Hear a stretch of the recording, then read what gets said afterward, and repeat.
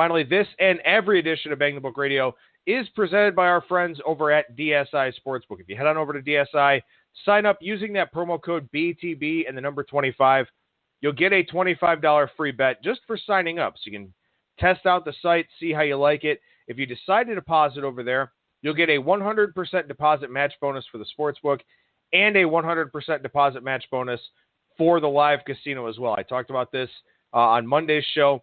In the month of November, with so many games going on, it is imperative to be able to shop around for the best lines that are out there, those half points and full points in college basketball, college football, the NBA, whatever the case may be.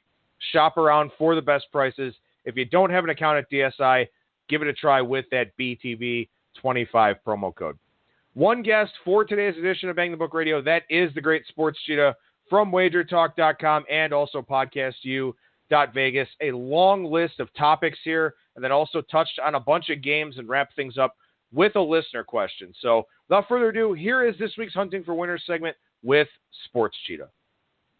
All right, I'm joined now by Sports Cheetah for this week's Hunting for Winners segment. Preston, how's it going today, man? Going well. Things are good. Getting ready for, I guess it's week 11 now for college football. Isn't that crazy? It's already week 11. I mean, there's 3 weeks left in the regular season, and then I guess, Sun Belt plays that first week of December, but then it's conference championships and then bowl season, and obviously, as everybody knows, bowl season is just a totally different animal, so we'll have a lot of good stuff to talk about here over the next 4, 5, 6 weeks.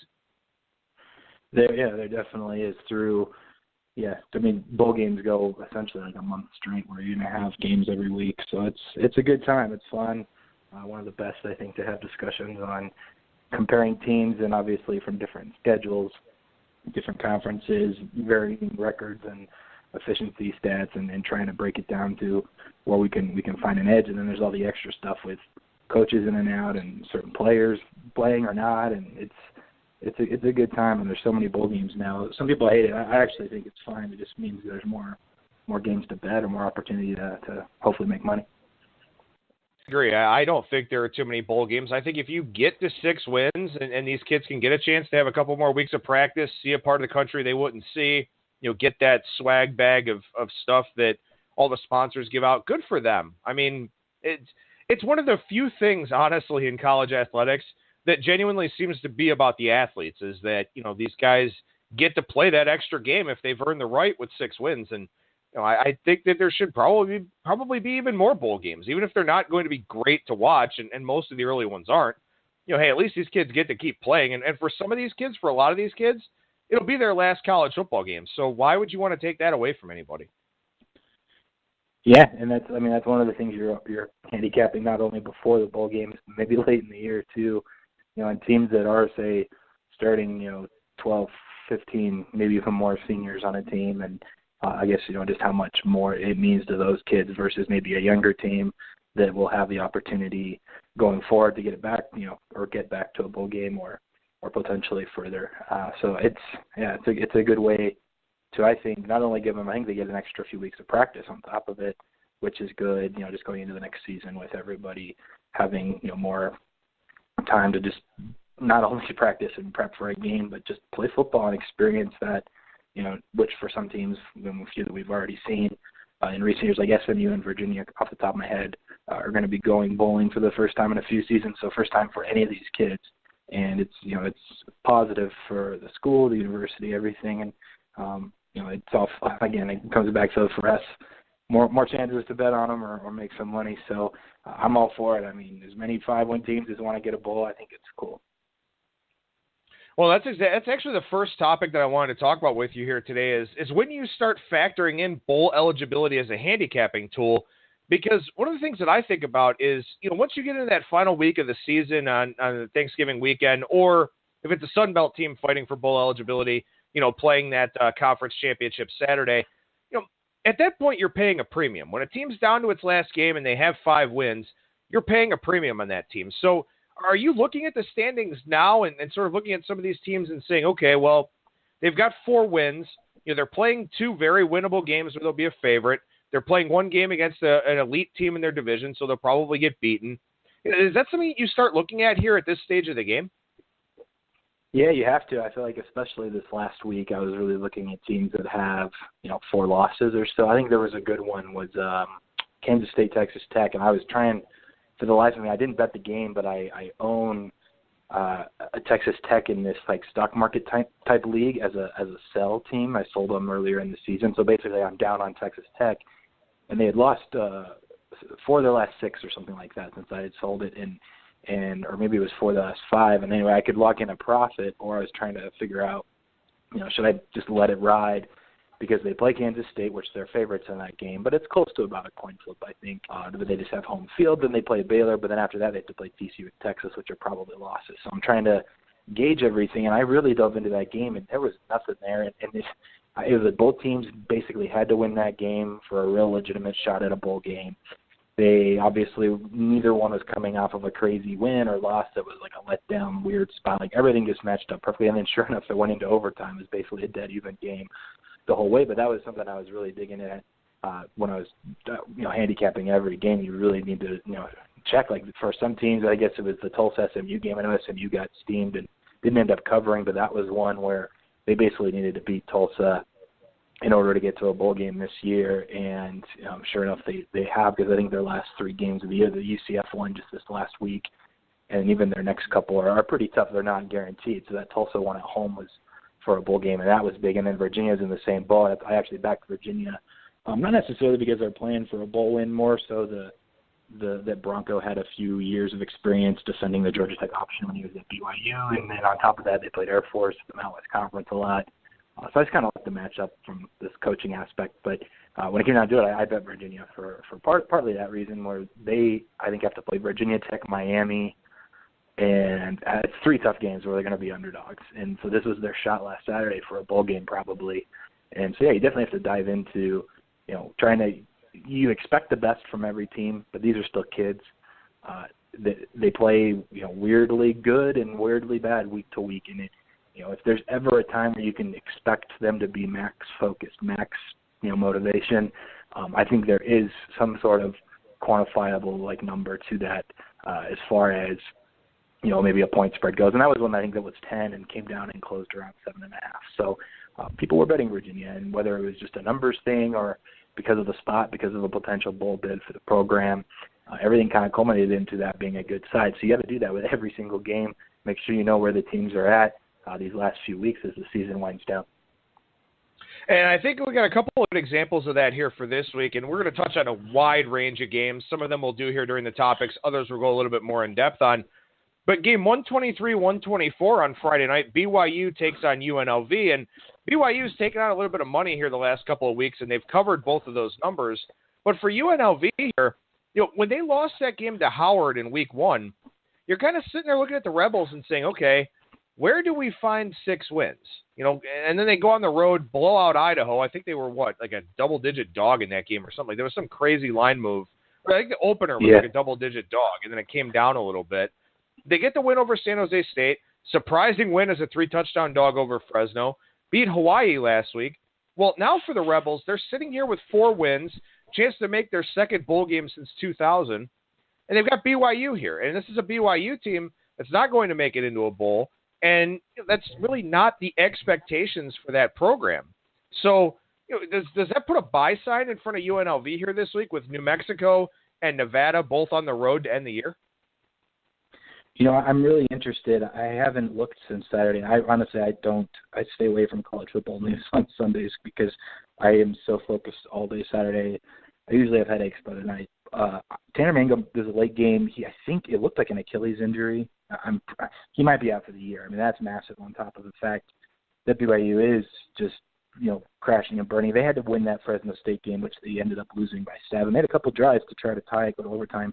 They would have needed to win that and then their next 3, which are all winnable, to get to a bowl, and they didn't. So yeah, they're dead now, especially for a 13-game schedule. If they went 5-8, I don't think they're getting in versus the team that went 5-7.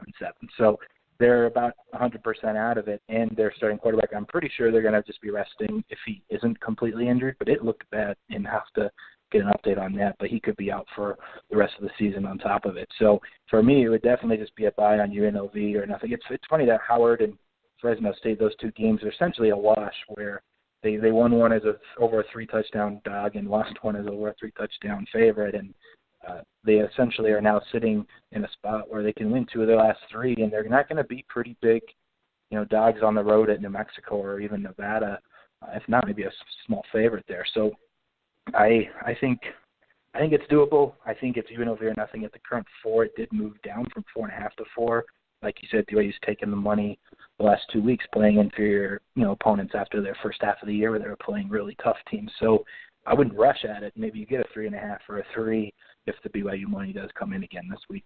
Yeah, and Tanner Mangum is out for the year, Achilles injury, and obviously, the quarterbacks at BYU are just cursed. You think about him and Taysom Hill and everything that they've had to go through just to try and stay on the field, and it's been a real challenge for them to be able to do that. And then, you look at this UNLV team, and I think that, and this is something that we've kind of talked about a little bit here throughout the season on the shows, is that when Vegas starts to back UNLV, when you start to see some steam come in on the Rebels in some of these spots, that's really significant because, this team is highly scrutinized out there, and they really haven't been very good for quite some time. They had the bowl berth a few years ago. I think they played in a bowl game in 2013. But overall, this is a team that really hasn't been very good for quite some time. And when perception starts to change on some of their numbers and some of the sharper guys are backing them, I think that is inherently a buy sign. And then you look now at the situation, they need 2 wins in their last 3 games to get into a bowl. Also, too, maybe this is something you know a little bit better than I do, but you talked about Bronco Mendenhall and how he's a veteran coach and what he's been able to do here at Virginia this year. Does the dynamic change for BYU in what is now a lost season, not having a guy like Mendenhall as the head coach? I will say that the one thing that would worry me about backing UNLV is that everyone coaching at BYU right now is coaching for their jobs going forward. They've had such a down year. I imagine Kalani Sitake will get one more chance, but Ty Detmer is probably gone as offensive coordinator regardless. But say they're able to win their last 3 and get something going with, I think it'll be Hodge at quarterback now, who actually got injured as a backup against Utah State up until this last week. He was out with concussion stuff. So he's had issues himself. So who knows, they could be down to their 3rd, 4th string quarterbacks again like they were earlier in the year. It's just a mess. But I will say that coaches aren't going to be taking, the month off now that they're not making a bowl. A lot of them are at risk to be fired. I imagine you're going to get max effort from that regard. Now, whether the players execute, they haven't really executed very well all season. So I think you're not getting an extra bonus there just because, I imagine these guys, and Kalani Sitake, Ty Detmer, their first time head coach, first time offensive coordinator. This is their first real go at it, and now 2 seasons in, hasn't really gone well. I think they know they need to coach the rest of the year off as they would any other game, any other week, at least at the very least to get, some sort of positive confidence going to the AD or whoever it is that ends up making the decisions on who stays or goes. And it could even just be a matter of Sitake trying to gain more trust in Detmer going forward. But my guess is that he's gone regardless, like I mentioned before. But either way, it's I think they're going to be coached and preparing and organized and practices. Everything will be pretty high strung, just like they would have been any other week this year. All right, there's one other game I want to touch on here then from a bowl eligibility standpoint, and this one's a little bit more obvious because when we talk about UNLV, even if they win this week, they still may not make it to a bowl. They've got to win 2 of their last 3. This other team does not, and this team down in the Sun Belt, Georgia State. Georgia State with first-year head coach Sean Elliott, who got the interim job after Steve Spurrier quit the Gamecocks program, largely because he was a fiery, upbeat type of dude. I think he was the offensive line coach at South Carolina. And then he winds up getting this job at Georgia State. You're kind of wondering about that hire. He was largely a position coach, didn't really have any coordinator experience, anything like that. But then gets this job at Georgia State. Well, Georgia State's 5-3 here. They've got 3 games left at Texas State this week. Appalachian State off a bye on November 25th. Then they host Idaho December 2nd. We'll see if Matt Linehan's going to be able to play that one for Idaho because that would have a significant impact on the line for that game. But Georgia State here, they made it to a bowl game in 2015. This is only their 5th year, I think, as an FBS member. So they've already made it to a bowl, so kudos to them for that. But they've got a shot here, and they're a 5.5-point road favorite. Now, unlike the UNLV spot, I sort of feel like maybe the bowl eligibility factor is priced a little bit more into this game because my power ratings have it 4. Yeah, that definitely could be here. I mean, Texas State isn't very good, so they definitely deserve to be the favorite. I have it a little lower as well. I was just pulling it up. I have it at 5, and it's 5.5. For me, though, I have to give them you got to give them credit just for the sake of being in this position. They lost to Tennessee State, their FCS opponent, to start the year. Then they followed it up losing 56-0 against Penn State. Then they follow that up with a road win at Charlotte 28-0, and you're like, wow, okay. I mean, Charlotte isn't very good, but they got a win on the belt loop or whatever, a notch in their belt. And in Memphis, game was canceled, which, by the way, this is going to probably play a factor for deciding on 5 or whatever when teams making the bottom end bowls, when there's a team like Georgia State, who granted would have lost to Memphis, but when they only played 11 games and they won 5, rather than a team that's 5-7, they might get the nod. So even at 5-3, this could be a bowl team already. They've beaten the teams that they're supposed to, or at least were around, lines, within a touchdown. Like at Coastal Carolina, they win that game. They beat UL Monroe on the road. Then they play Troy. They lose by 24, which kind of makes sense. They beat South Alabama, and then they won at Georgia Southern in a game. I think Georgia Southern, if they wanted to get a win this season, that was their last chance. And they still won in that spot. So they beat these teams where they were either small favorites, small dogs, and then they lost to Penn State and Troy, and Memphis game was canceled. But I think that actually bodes well. Like, people talk a lot about good coaches who are good in the underdog role at covering or this and that. Like, honestly, I think a good coach is someone that wins games they're supposed to or that are about coin flips. And if you lose your game to Troy or Penn State, like, that's okay. You're supposed to lose those games. So they do a good job taking care of business, basically. And so this is one on the road at Texas State, an inferior team, your favorites. They've taken care of the business all season long. This gets them to 6 wins, but they don't even have to sweat, a 5-6 record, potentially getting a bowl at the end of the year. So I like the spot for them. And the number is maybe slightly inflated, a half point, or for you, like 1.5 now. And I'm not sure I'd be backing them though. I'm not sure there's enough that I've looked at so far this week that would tell me a matchup between Texas State, the way Georgia State plays. I'll have to look at how often they're running, passing versus defensively, and kind of break it down more, which I haven't done yet this week. But for what I see, I'm pretty sure these teams kind of just match up pretty similarly, and I'll probably be passing. Well, what I wanted to do by introing with that segment in terms of talking about the bowl eligibility factor is that I was going through my power ratings, and I got them done on Monday. Well, actually, I updated them Sunday night, took another look Monday morning, and then posted the article. And one of the things that you and I were talking about before we started recording here is that, at least in my power ratings, based on the numbers that I'm getting, a lot of times the ones that are off from the numbers that are out in the market are on teams that are just really high variance, or teams that I just don't know how to rate right now because they're a gigantic mess. So I'm going to ask you this question, Preston, is do you feel like power ratings become less significant in November? You've got the college football playoff rankings noise, bowl eligibility, motivations change, all that type of stuff. Do you feel like your power ratings just carry a little bit less value? I think there's some truth to that to an extent. I'm not sure if it's just because it's, a lot of the high variance stuff, or we're talking about teams with motivation and bowl, this and that. I think part of the reason that they lose some of their muster would just be because it is week 11, and now odds makers and people setting lines and people betting into them too just have there's similarities now through everyone's numbers where there isn't as much of a discrepancy as you would have seen in week 1 or week 2 or even a week 5 or 6. So the numbers are just tighter in general from the get-go, and people betting into them, they're not really moving games as far either direction with their opinion, which could be wrong earlier in the season, or you're betting back against some steam sometimes. So I think that's part of it. And then, I'd say part of it also, this is the case, I think, just every week, something to an extent, beating a move or being on, I would say, beating a move or getting a really good number, which early in the season, earlier in the week, you're getting, some really big moves like 6 to 7, 8, sometimes more points, especially in total. That's important because you're trying to gain every edge of possibility. But there's a lot of times, I think, throughout the season, and this will especially be the case when there's a lot of these weird situational extra stuff going on later in the year, where it's just more important to be on the right side rather than worrying about betting it on Sunday night or Monday and hopefully getting a good number. And, if you bet a minus 8 because you think it's short, and your number's 11, and then you really break it down all week, and it doesn't feel like it's the right side. You know, you're stuck having a -8. Where if you waited, you break down things, you know, as the week goes, you really dig into the games, at least if that's what you're doing. Hopefully you're doing that if you're listening and betting on your own. But, you know, I'll have every year a couple times where I get into a game Wednesday or Thursday and I want to play back on the other side because I don't like it anymore.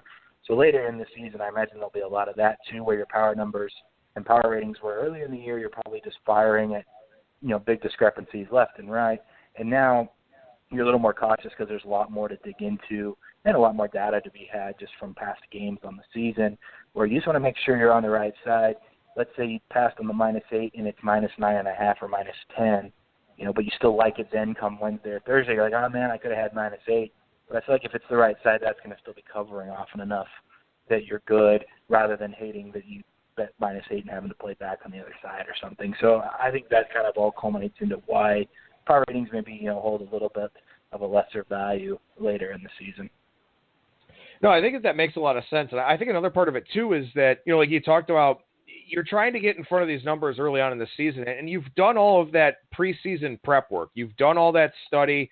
You feel really confident in your numbers, and then as the season goes along, you know, you're adjusting against the close, which is, I mean, adjusting on the fly, everything's an inexact science with this, but it feels like adjusting on the fly is a little bit more inexact than having all of this preseason information out in front of you, where, you know, early on in weeks 1, 2, 3, 4, 5, whatever, you have these positions that you wanted to take, and you're going to stick to them.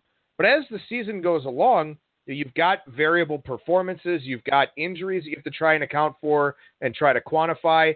I just feel like, you know, you would think that power ratings get more efficient as the season goes along with more data points, but in some respects, they also get less efficient just because, you know, you have these teams where, like the things that we talked about already, different motivations, interim coaches that are lame ducks. You know, you have more things that you probably can't account for in a numerical sense. Yeah, I think there's absolutely like I say, like extra variables, and that's going to be the case all year long, but think of it as like if you had a graph, you know, as the season goes along, it just kind of slowly trends up where those extra variables just are more and probably weighted more heavily too later in the year versus the beginning. You know, week 1 or week 2, you kind of know what you're getting and you're going into the season with your numbers, and then injuries start happening, or, you know, you 2 bad or 3 bad losses, and now our team's in a weird spot where the coach has rumors of getting fired. And I mean, there's just all the other stuff, all the extra noise, and that just gets more pronounced as the season goes on. So I absolutely agree. I think, you know, the power numbers are good to obviously have a base and at least have an idea where a number should be. But if it's off, like, make sure you look and try to figure out why before you fire away at a game. Now, I'm sure you're still going down to the Win and hitting the openers on Sunday, but we just kind of talked about it a little bit where, you know, maybe the power ratings, maybe the numbers guys feel like they don't have as much of an edge here at this time of the year. So do you feel like we may see a change in the timing of line moves here, you know, as we go forward? Because a lot of times you get those initial hits, and sometimes they're pretty significant on Sunday when the Bet Online openers pop, or Win, or, you know, when Chris opens up their numbers as well. We see that wave of line moves. Do you feel like maybe those won't be as pronounced here as we go forward? I don't know if that's the case. You know, most of the people that are betting, there's the Sunday moves, which are just basically everyone kind of taking a shot that does, you know, betting their numbers on openers. The limits aren't huge, but people will still take their shots. Monday, you'll see some moves from a particular person that releases Mondays that still influences the market. Tuesday and Wednesday, you'll see influence from another group that releases stuff then. Then limits really open up like Thursdays and Fridays, and then obviously Saturday too. So you'll see some more movement right before games, you know, especially Friday you'll see a lot, and then the day of the game as well. So I'm not sure we're going to see less of that, to be completely honest. I know yesterday things didn't move a ton, so I think that's where you're correct in that a lot of the like individuals out there betting numbers and betting, you know, the $1,000 or $2,000 limits you have on an opener on a Sunday, they're not betting as near the volume or like at the win. People are maybe betting 1, 2, 3 games rather than earlier this year. People were betting 8, 10 games at the win. They're just sharper, tighter lines now. So I think that'll be the case. But the groups that are releasing that influence the market, they're not, unless they take the week off. I mean, they're still going to be influencing the market. So I think you'll still see some moves. The Florida State people, or just anyone that's betting Florida State, I mean, that already moved today. It was 17.5. It's down to 16. So that's an example of people that are just back to Florida State again. They're on the road at Clemson. So there's been some games that have moved today, and I imagine if I asked around to figure out who it was or whatever, it would be the person that does release Monday. So I think there's some of the same people will still be influencing the market, whether it's week 11, week 1, week 14. It's all going to be the same after, I think, the initial kind of onslaught of bets on Sunday.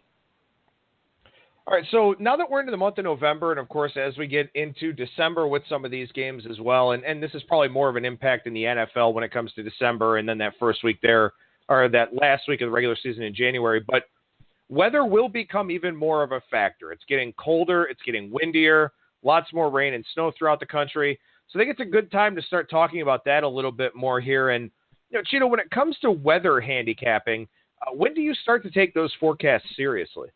Week 1, I mean, you have to do it all year long, especially this season. We had so much water and the hurricane stuff and wind, and so you're really looking at it before you're firing at a total. And everyone, I mean, still there's weird storms that happen. You fire on a Monday, Tuesday, Wednesday, and you'll have a move against you, or you'll have weather that goes against you come the game or kickoff on a Saturday. But I won one, for example, was like the Duke Virginia Tech game recently. I didn't bet the total, but I bet the side, and I wasn't too concerned about the weather, but it got so bad that Virginia Tech had an edge in the trenches. It ended up being a close game and almost a cover for Duke anyways, but it was one of those where Duke really couldn't do much, only got 3 points because they were playing in essentially a massive storm. It looked like a hurricane when you're watching it on the screen. So you have to just be following it all the time, and it is getting colder. There is going to be more wind, maybe more snow even. I think the Wyoming game against Colorado State, there was snow, and it's going to happen some places. I will say this.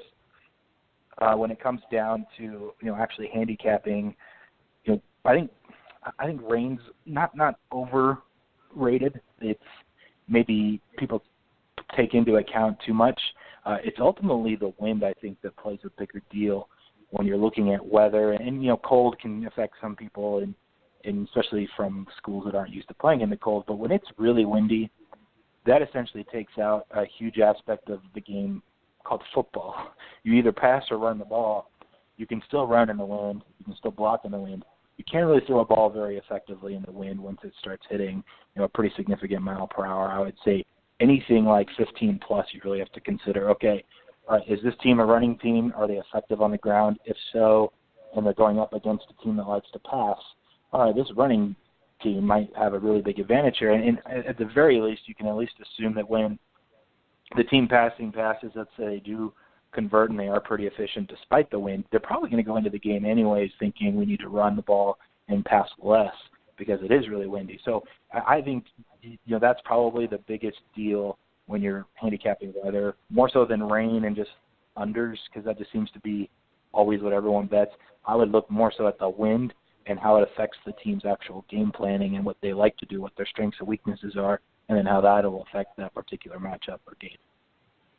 All right, so what about on a week-by-week basis here? I mean, how far out are you looking at the weather and starting to take it seriously? Is it Tuesday? Is it Wednesday? Do you have a certain, 72, 48 hours? Do you have a certain period of time in which you start looking at this and saying, okay, there's a reasonable level of certainty here that the weather is going to be this? Do you kind of have a deadline on that?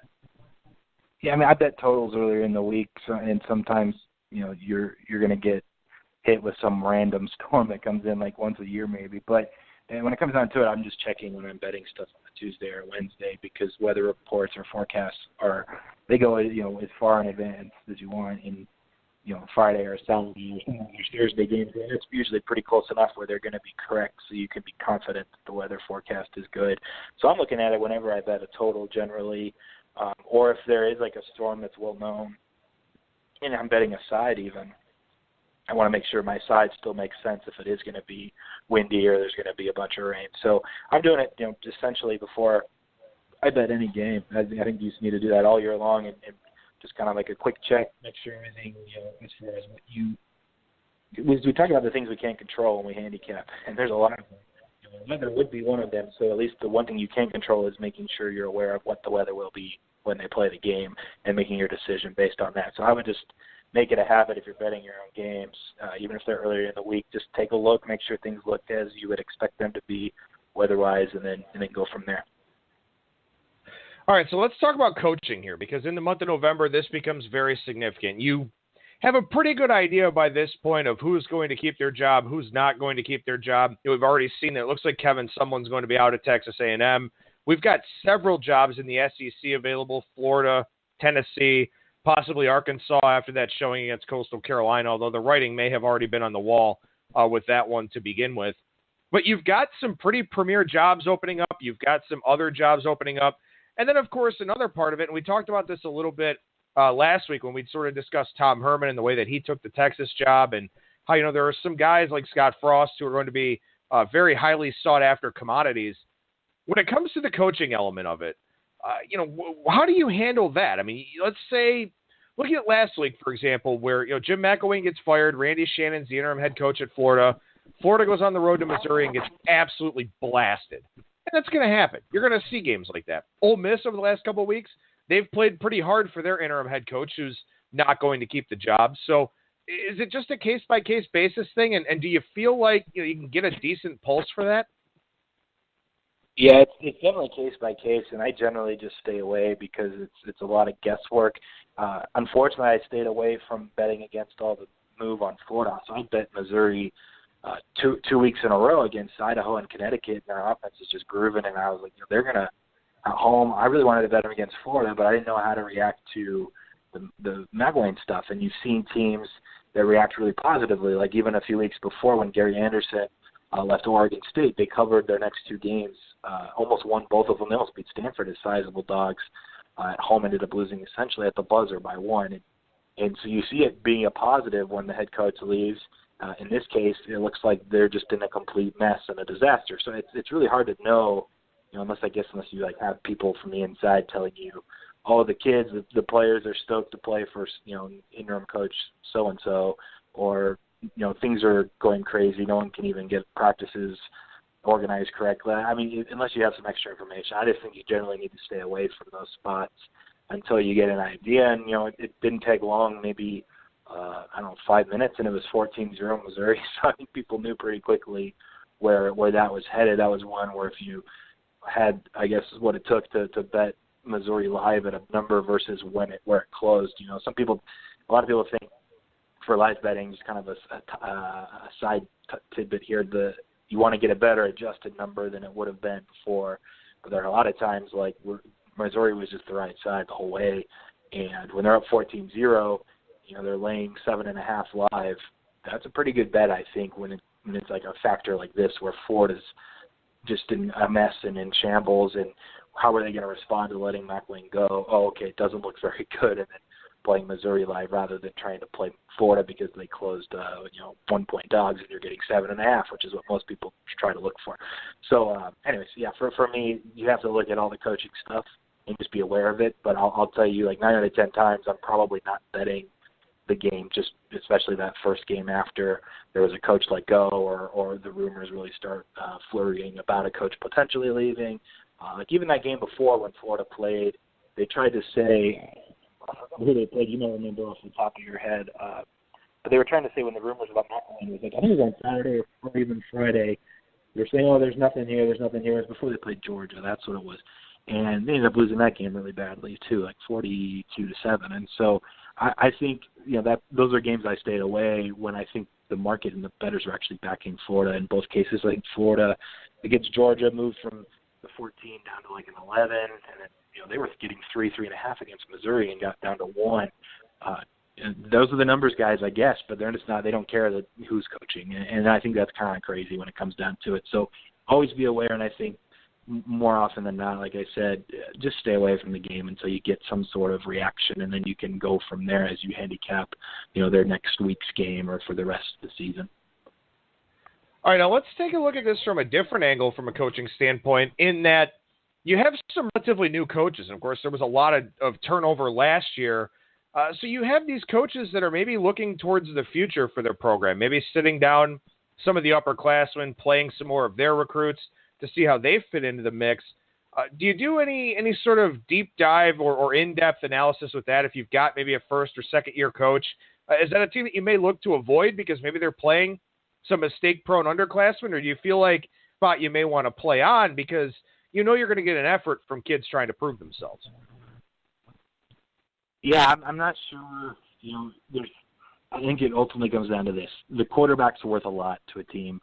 There's a couple position players, or say like the center or an offensive lineman, they could be worth like a point or something to a point spread. But when it comes down to it, if you're talking about a linebacker here, one right guard, and the third or fourth receiver gets some reps, it's not going to really influence enough where it's significant in the point spread.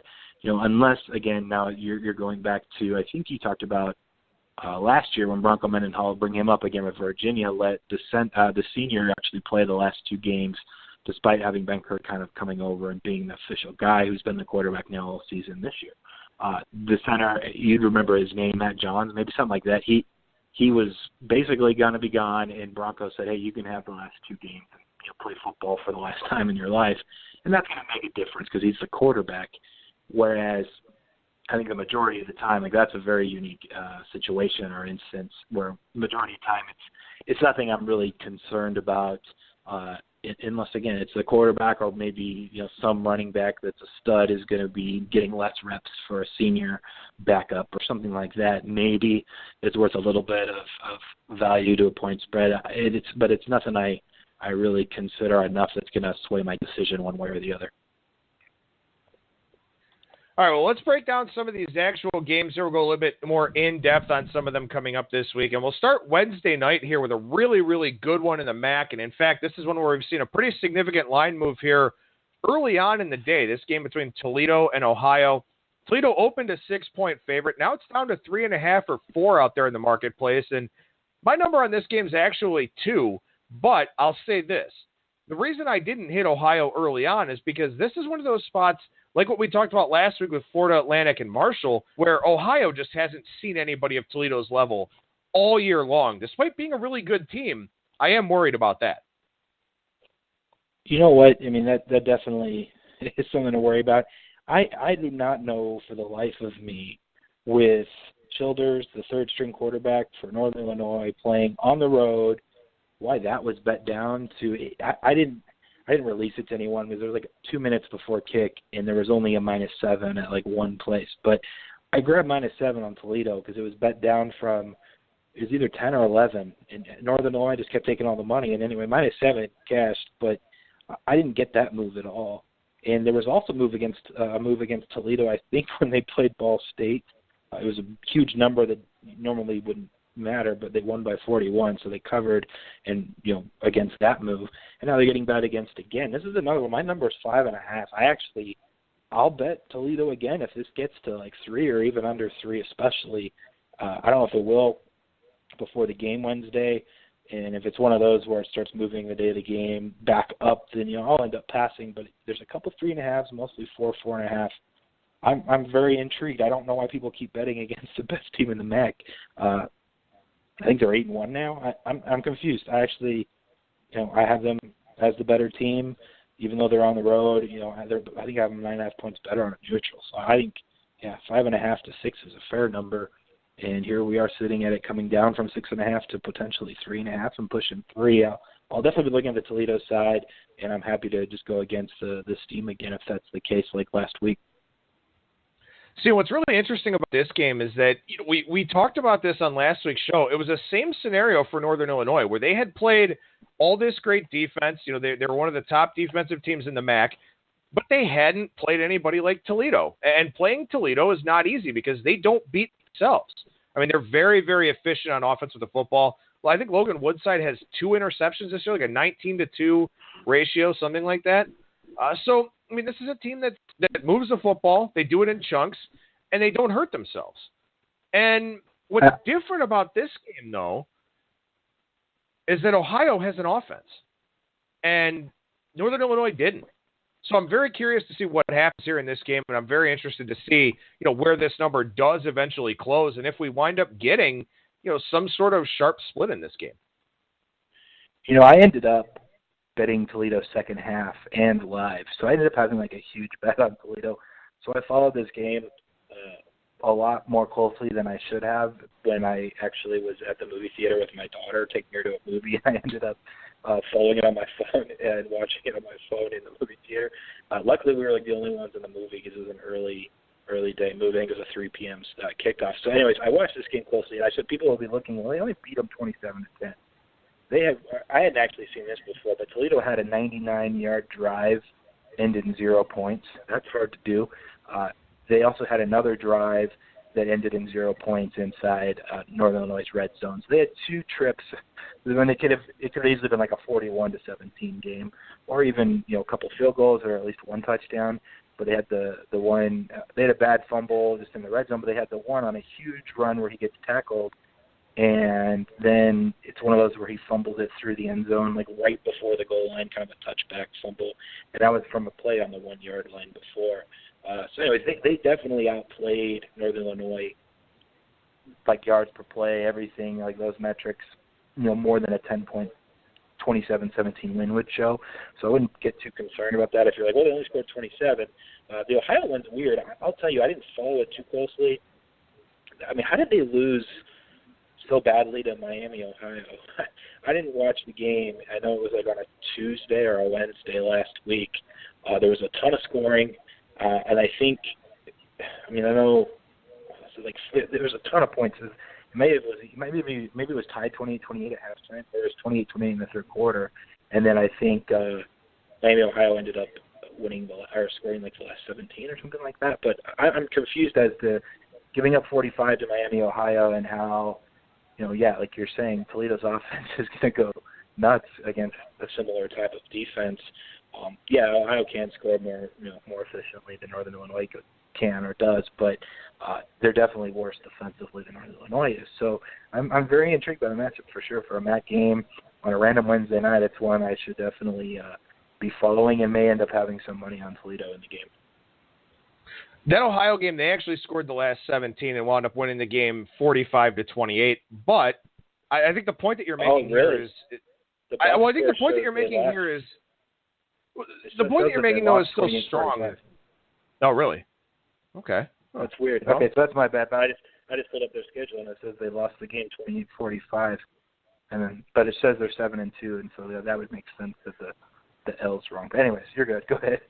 But the point that you're making, though, here is that this was a Miami of Ohio team without Gus Ragland, and there's been some questions here the last couple of weeks for Miami games if they're going to have him, because he's obviously the better option. They outgained Ohio 448 to 443 in this game. Miami of Ohio had a couple of turnovers, but they moved the ball. They had 7-play, 77-yard drive, 10-play, 72-yard drive, 10-play, 95-yard drive. So Miami moved the football here on Ohio, and that has to be a concern for Frank Solich's team here when you're taking on, as we talked about, a Toledo team that has so much explosiveness. So this is a really fascinating game to me. I like I said, my number was a little bit lower, so I understand the move. But I also look at this Ohio team and I say, okay, their offense has not played a defense as good as Toledo's, and their defense has not faced an offense anywhere close. So that's why I didn't play it, despite my numbers suggesting it. And now I see it coming down. And like you said, I mean, it is surprising to see Toledo getting steamed against week after week after week when there's really no reason for it to happen, because they don't turn the football over and they move the ball really well. This is a really good program. I mean, what Jason Candle has done taking over for Matt Campbell, Jason Candle might find himself a bigger group of 5 job, that somebody else takes a Power 5 job from. It's one of those where you expect usually, like what's an example, like Western Kentucky losing Brom, like they fell off right away. This was not the case. I thought Toledo would maybe have a drop, but Candle's done fantastic, and sure enough, he's going to probably get a gig coaching a lower-level Power 5 team. I apologize to the listeners on that. I really, like, you just Google the schedule for the team. It's at 45-28 Ohio lost. So they did win, so they didn't give up 45 to them. That's better defensively. I will say this, though. They gave up 28 and got outgained, like you mentioned, Adam. The week prior, I mean, they only gave, 14, I guess, to Buffalo. Kent State was like 17 or 14, but Bowling Green did score like 37. I'm talking about Miami, Ohio schedule. So it is weird that somehow Miami, Ohio still doubled their points that they had scored the last 2 weeks against Ohio. It's going to be a fun game. What's the total? Do we have a total yet? I'm going to pull up the screen. The totals must have come out today, right? 65. Total open. That makes sense. Yeah. It opened 61.5 at BetOnline and then went up to 65. So that's not really a huge surprise there. And BetOnline's kind of notorious for that, I think, where they sometimes they estimate some totals a little bit too low on those high-scoring games. And then I think obviously the limits are small, but they still have a little bit of exposure on those sides for sure. Yeah, I was just going to say it should be a fun game that's played in probably the 60s, and then I hadn't looked up my actual projection for the total on this one yet, but I think the move up to 65 is probably correct. So I'd be passing at this number on the total, but it's definitely worth looking at Toledo if it gets down to 3. See, it's something else that's really interesting about this game, and these are, again, betting angles that you want to try to consider here as we go forward, is that Ohio 4-1 in the conference, Akron also 4-1 in the conference, and Ohio will already know what Akron did on Tuesday night against Miami of Ohio. That number is ballooned from 3.5 to 6, which will lead me to believe Gus Ragland's probably going to play for Miami here this week. But if Akron loses that game, Ohio has a cushion, plus Ohio plays Akron next week. So even if Ohio loses this game here against Toledo, ultimately it doesn't really mean anything for them because they're 2 games clear of Bowling Green. If they beat Akron next week, they have the head-to-head tiebreaker and the better conference record. So again, factor all those into the equation as well because this game is probably a MAC Conference Championship preview. So, these 2 teams should meet each other down the line here once again. All right, let's go to Friday night here. Let's talk about this Washington versus Stanford game. Washington's a 7-point road favorite against Stanford. Now, Stanford obviously hasn't been very impressive here over the last 3 weeks, but to be fair, they did play pretty well, at least defensively, against Washington State last week. The problem here for Stanford is that it's very clear that if Bryce Love is not at least 90% healthy, they have nothing on offense. It was against Oregon State when he didn't play. Early in the game against Washington State, he broke a 50-yard run. But outside of that run, which is typical for him, I think it was something like 1 yard a carry or similar to that number because he only ended up with 68 or 69 yards. So I'm confused as to why all of a sudden – because here's the thing. Usually Stanford, you can kind of plug in the running back and you're okay. And the drastic drop when he went out against Oregon State blew my mind. So then he goes back in and even playing a little injured, he wasn't as effective. So is Bryce Love really that good when he's healthy?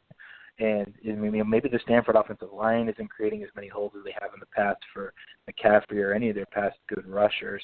And really it's a Bryce Love thing. And so we'll have to just keep track of his health going into this Washington game. But I will say this, I was talking to someone who lives up in the Northern California near the Bay Area in Palo Alto and talking with a lot of his friends and also some people that he knows that work with the team. And this season has all been about UW. That's what I've talked about. They did not care that they lost to USC. They didn't even care about the San Diego State game.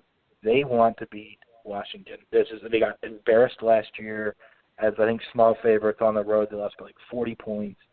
This season has been about beating Washington and everything leading up to this game. And so coming off of a loss against Washington State or not, I think you're going to get the absolute best Stanford performance. And I know it opened at 7.5 at the win, and that got bet down a little. There's still some 7s around, but it's down to 6.5 a few spots too. I do like the Stanford side. When it comes down to it, I'm curious what your actual power reading is for this one. I think it's a little bit too drastic of a move. I have it at, assuming the Love is healthy, I have this at 3. Maybe he's playing a little injured and he's been a big factor. You could argue it's 4.5. So getting a touchdown at home. I know Washington's been good, but who's Washington played that's very good? And then they lost on the road at Arizona State. This is the toughest team Washington's played yet. So, and they're on the road and laying 7. It just seems like Stanford's the right spot, and everything points their way on top of the fact that the numbers is too high. Yeah, I've got this number down in the 2 range, so my number is a lot lower than this one as well. Maybe I haven't adjusted well enough to Stanford and the way that they've looked here over the last 2 games. Also, Stanford's defense is nowhere near the Stanford defenses of the past. I think they're giving up, I just wrote about this game actually, they're giving up like 4.7 yards per carry. And a few years ago, they didn't even give up 4.7 yards per play. So this is a defense that has regressed by a pretty decent margin. But also, what's challenging for me is everyone talked about how KJ Costello was an upgrade to Keller Christ. And obviously, over the long haul, he probably will be. Costello looked brutal last week. I think he only completed 9 of 20 or something like that. So I just wonder is there anybody that can play quarterback for this team? And if there's not, and Bryce Love is less than 100%, which he appears to be, I don't know how they score here because Washington's defense, while they haven't played anybody, is extremely good. I mean, they're giving up fewer yards per play than Alabama this year. Yeah, and part of it is that they haven't played anybody that can move it. But I will say I was surprised because KJ Costello played a few other games this season, and that was his worst game he'd played. He'd looked better in all of his other games in matchups. And I was looking up real quick what where Washington State's pass defense ranks, and they're tied for 16th with LSU. So that's part of it. You don't usually think Washington State in defense. They're 16th against the pass, and they play in the Pac-12, which generally is pretty good offensively and airs it out a lot. So I'd credit some of it being that was the toughest defense they'd seen probably against the pass, and Washington will be now. But prior to this, and that's probably why KJ Costello didn't look as good. And it's interesting. That's why Washington State's a really good team, and I think they've kind of been undervalued all year. I've bet on them and against them in a few spots. I was finally wrong against Arizona on them. But when you have a top 20 defense, but then you can also throw for 500 yards a game, you're going to win and cover a lot of games. And their defense is just really strong. So I think you have to credit them for only holding Stanford to 21, basically just the one big play. And I think another touchdown was off of a turnover that set up a short field. So outside of those two plays, they basically played another 57 minutes of giving up 7 points to Stanford. It was really impressive. Yeah, that stat that I was talking about here, Stanford's allowed 4.7 yards per carry this season. In 2014, they allowed 4.2 yards per play. So, this defense is going in the wrong direction. We'll probably see a defensive coordinator change, to be completely honest with you. So, we'll see, though. I think this number is a little bit high. And the crazy thing about it for me, too, is I have Washington, I think they're 5th or 6th in my power rating, something like that. And, they're high, and yet this number is still too high. So, I don't know. I guess we'll just have to see if maybe I'm wrong on Stanford, if the market's right. But we'll have to see what happens there with that Friday night game. All right, let's go to Saturday here and touch on a few of these games. Let's go to game 129-130 here between Virginia Tech and Georgia Tech. Virginia Tech, 2.5, 3-point favorite out there, depending on where you look. A few places do still have this number off the board, but the ones that have it, Pinnacle's 2.5 extra juice, Bookmaker, Bet Online, 5 dimes, all sitting on 3. Now, the reason I want to ask you about this game, I think, is pretty obvious here, Cheetah, in that for Virginia Tech, we talked about them last week. We talked about that game against Miami. Well, Miami's already won the Coastal Division. They're 6-0 in the Coastal. Virginia Tech can get to 6-2, but Miami has the tiebreaker with that head-to-head win. So at this point, the goals for Virginia Tech have changed. That's kind of going to be the theme of the Saturday games that we look at here. So I know Justin Fuente is a good head coach, but that has to be a little bit of a downer for this team, no? Oh, yeah, it totally is. At best, what are they playing for? Probably not even a New Year's Six Bowl. Probably like a Peach Bowl type. I'm not even sure what the next tier would be. It's tough, and that was their game, and they just completely got beat down. And I'll say this: when you're looking at, we're talking about bowl games and this and that, and motivation. Georgia Tech's 4-4. They just lost to Virginia. They have 3 chances now to win 2 games. Granted, they had a game canceled earlier this year, so they're one of those 11-game schedules that maybe at 5 and 6 they get a bowl opportunity. But this is it. It's Virginia Tech. They're going to lose to Georgia. I'll just say that now. I don't care. It would take a miracle. Now they probably will beat them somehow because I'm just jinxing it. But it's Virginia Tech and Duke. They have to win both of these to get 6 wins. So you're looking at that where is the spot. It screams Georgia Tech, really. And how much does Virginia Tech, like you said, on top of the fact of them really carrying in their plans for potential season, playing back in the AC title game again against Clemson or whoever it may be, those are gone. And it comes down to this. When normally you're maybe flat prepping for the following opponent, and now you have to prep for the option where a lot of the team and personnel haven't maybe seen it yet. And they haven't this year, from what I recall. And, there's some guys that have probably seen it that are playing as juniors and seniors have seen it before, but how much do they really care about prepping for a Georgia Tech option that's been really, really good? Who knows? I think the spot definitely favors Georgia Tech here. I'm looking real quick what my number is that I can tell you in a second. I think the number's a little low, which is probably why I won't be. I think it's accounted for in the current line at 3. Actually, no, my number's 4, so it's not crazy low. It's maybe a point, but yeah, I think it's a pretty fair price anyway. On top of the fact that you're getting a pretty good spot, I guess, with Georgia Tech. Yeah, I have this one 4.5, so I'm pretty much right there with you. And I do need to correct myself here. Miami hasn't locked up the Coastal yet, but Virginia needs to win at Louisville, at Miami, and then beat Virginia Tech in the rivalry game in order to knock Miami off of the perch. So for all intents and purposes, Miami pretty much has locked up the Coastal here, excuse me, and a spot probably against Clemson in the ACC title game. But there's another game that follows a similar mold, but it's on a much broader scale. Michigan State and Ohio State here, game 143, 144 on the board. Ohio State favored by 14.5 or 15. This number opens 17 at Bookmaker. Now, Ohio State hasn't beaten Michigan State by more than 15 points in Columbus in like 40 years. So a lot of people were already thinking that this number came out high, and it certainly seems like that is the case. My number was 16.5, though, so it came out right around mine. But obviously here for Ohio State, I mean, losing that game last week, not just losing it, but in the fashion that they did to knock themselves out of the college football playoff. And I guess credit to Iowa. I mean, they came out and scored 55. They deserve the credit for that. But Ohio State, with that comeback over Penn State, controlled its own destiny, and now they don't. Now they need a bunch of crazy things to happen to find a way to work their way back into this as a 2-loss team. I just don't know how they get off the deck here against a team that historically they struggle against anyway. Yeah, Michigan State, and I don't know why people don't think they're good. I had this hunch everyone was going to bet Penn State, and was kind of right. So I waited all week, and we bet Michigan State just Saturday morning at +10. I liked them to win the game outright. They've played such a tough schedule, and their losses are to Notre Dame, who's pretty good now, by the way, and they outgained them in that game. Their other one's a triple overtime road loss at Northwestern. Penn State was in a really bad spot. Ohio State's in a pretty bad spot again here, and I'll say my number's 14.5, just like my raw power-rated number. So I'm not surprised they came down from 17 either. But I guess this is my question to throw back at you, if you have any opinion, kind of being more familiar with Ohio State and stuff. Their aspirations as of a week ago were national title. Now, I mean, Michigan State can still win this conference and win this division. They're actually tied with Ohio State for first. If they win this game, they'll be a big favorite because they'll have tiebreakers against Ohio State and Penn State, who are the two-loss teams. I mean, how much does Ohio State care about winning the division in the Big Ten, knowing that a 2-loss, Big Ten title doesn't even get them into the playoff? And when where they've been, most of the years since Urban Meyer's been there, it's a really tough spot to think about backing Ohio State. And it feels like kind of the old J.T. Barrett's back, where he had this run where he wasn't throwing interceptions.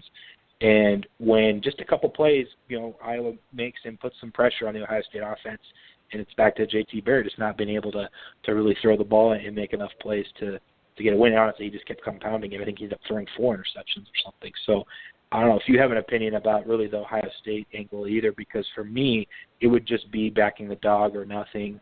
Now that it's come down some, it's probably a pass for me, but it wouldn't surprise me at all if Michigan State, won the game outright either. It's just one of those spots where you could see Ohio State just being completely flat and kind of, care less about the rest of the year. Yeah, I mean, I totally get that angle. I have a hard time with this game. I would not touch Ohio State under any circumstances. One thing I will say, though, is that when you look at the last couple of teams that the Buckeyes had, and they had all that NFL talent. They had multiple first-round draft picks, basically on both sides of the ball. This year, they don't. So they don't have as many players that have an eye towards the next level. So I think in that respect, in terms of wanting to win the Big Ten, wanting to go to the Rose Bowl, there's probably some element of that there. And, of course, they're going to be up for that game against that team up north when it comes to Thanksgiving weekend.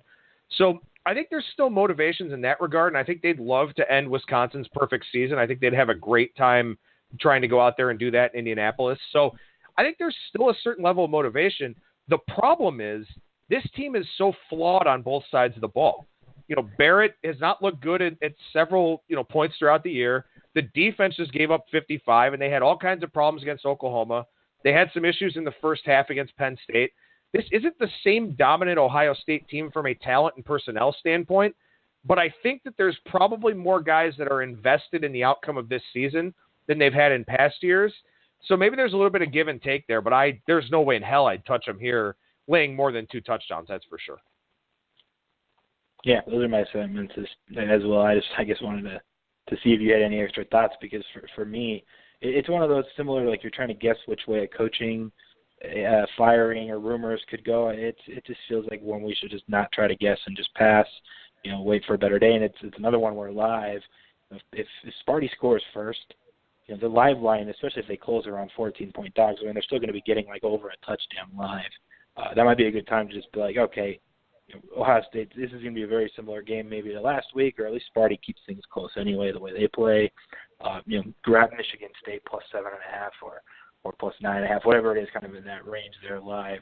Just kind of a note that I'm going to make here as we're talking through this game, because it does feel like we're going to get a sense of what Ohio State really cares about right away in that game. No, absolutely. And like I said, Ohio State just historically has trouble with Michigan State. It's a game that's always too close for comfort, no matter what both teams look like coming into it. So you'll have to see how that one plays out. I know you've got a little bit of a time crunch here, so I do want to touch on one more game, and that's the game between Georgia and Auburn. I think this was a tough one to line. I think this one's a tough one to gauge, because Georgia's been very, very good. Auburn's quietly been very good. They don't have the pomp and circumstance of Georgia or Alabama or some of the other teams that have been out there in the national landscape. This is still a really good football team. Georgia's favored by 2.5 or 3, depending on where you look out there. How are you breaking this one down, Preston? Yeah, this is one going into the year that I had kind of consciously overlooked, because I didn't know how good Georgia was really going to be. And a few weeks in, I think it was evident that Georgia was really, really good. But I was always hoping that Auburn could lose to Clemson, and then they'd still be okay. I liked them against LSU on the road, which they ended up blowing that game anyway. But it felt like they could lose a game and then still have Alabama at home end of the year. They get Georgia at home. It just felt like a great spot for them to potentially win the SEC division. And if they lose this, they won't. Now, if they do win this game and they beat Alabama, they're going to go to the SEC title game, potentially win that if they get a rematch against Georgia. This is just kind of a side note from breaking down the game for a second, but I don't know how you don't put a 2-loss SEC champ that has 2 wins over number 1 Georgia and a win over number 2 Alabama, and your road losses against Clemson, who I think is going to be 3 or 4 this week, and then a road LSU loss. Auburn's probably going to get in if they win out, which is what's interesting about all this when it's come down to it. But my number is only 1. And I know, and I've been pretty big on Georgia, like I said, a couple weeks in. I didn't get why they were only laying 2 at home to Mississippi State. Like, everyone would laugh at that line now, it's 5 or 6 weeks later. I like Auburn a lot. I'll say this, last week I think I was doing my podcast breakdown for this game against Texas A&M, and I had no reason to really like Auburn minus 15 or 15.5. But it just felt like one of those where, I mean, if you were going to get an idea of where Auburn's mindset was, because A&M's really good. I mean, they lost to Bama it ended up being an 8 or a 12-point difference at the end of the game. They held Alabama to 24.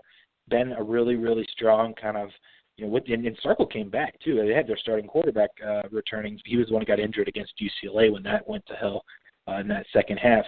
But I thought you were going to get where Auburn's really at in that A&M game and how they were going to kind of bounce back from the few weeks prior and that absolute choke at LSU.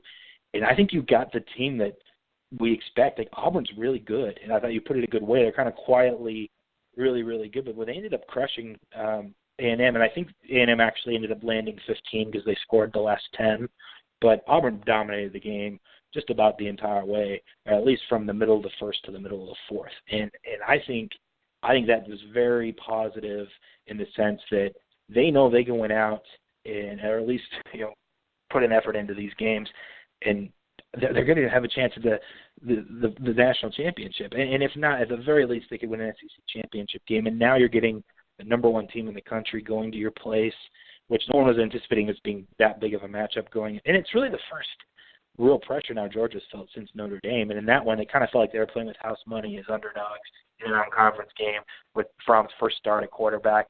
Well, now there's some pressure on them. I like the Auburn side, especially if it gets to a 3 or higher, because my number's 1. So I know I talked too long. Actually, like you said, I'm a little crunched, and I'm sorry I had to cut it short this week, and we had to cut out one of the games. But I really do like the Auburn side. I think it's them or nothing, but it's come up from 2 to 2.5, 3, and I think let's be patient. Everyone likes Georgia. No one's really looking at Auburn anymore, and I think it's a good time to actually buy on them. No, I agree. I mean, my numbers pick on this game, so I do think there's a little bit of value in nice. Auburn. And one other thing on Georgia here real quickly is that, I mean, look, they beat Notre Dame on the road in Fromm's first start. That was awesome. That looks like a really significant win right now. But the Mississippi State game, they won 31-3, but Mississippi State was in about the worst possible spot off that huge road win against LSU. What is Georgia's body of work? I mean, there's just not much there, and they haven't played anybody since that Mississippi State game. So I think that's pretty much a good point to wrap up on here. And I do have one more listener question. If you want, you can answer this to me via DM so I can pass it along to him. But real quickly, Georgia and Bama. Bama -6 in the look-ahead line for the SEC title game. What do you think about that number? Oh, yeah, I remember reading that earlier before we hit record. He wants to play Bama -6. I'll say this, the thought process that the result of Georgia-Auburn would change drastically the look-ahead number for the SEC championship game isn't necessarily correct. I would, unless there's an injury, right? If there's a personnel thing, but one game, one sample isn't generally going to change a market perception heavily enough that it should matter. And if it does, then usually it's incorrectly too much of an overreaction. So I would say if he likes Bama -6 anyways, then yeah, bet it now if you want. But I wouldn't worry that you're not going to get a similar number, in the championship game, assuming Georgia does lose to Auburn by chance on Saturday. So I wouldn't sweat it too much. But I think, one game samples, they're not going to normally, factor into a look-ahead line unless there's a big injury, say Fromm got injured or something, or Chubb, and that might end up making a difference. But if it plays out fine, they end up losing a close game to Auburn on the road, that doesn't mean all of a sudden Bama's going to be -8, -6, maybe 6.5. But I even would doubt that it moves much at all. Cheetah, thank you so much, man. Apologize to your wife for me, and we'll talk to you again later in the week for the Super Contest. No problem. I appreciate it. You guys take it easy.